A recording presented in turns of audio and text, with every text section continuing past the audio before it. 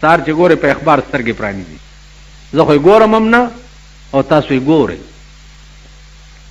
کم خلق چې تاسو د ملک د خدمت او د مشرۍ دپاره منتخب کړي دي هغې خلقو په ملک کې سال جوړ کړی دی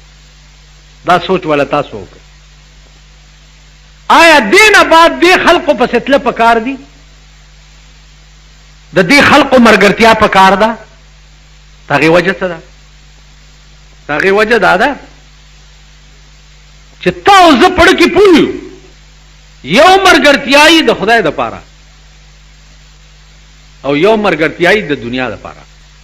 تھرو آؤٹ پاکستان مرګرتیا چې ده هغه دې دپاره ده چې دنیا راته حاصله شي کار مې وشي زوی مې نوکر شي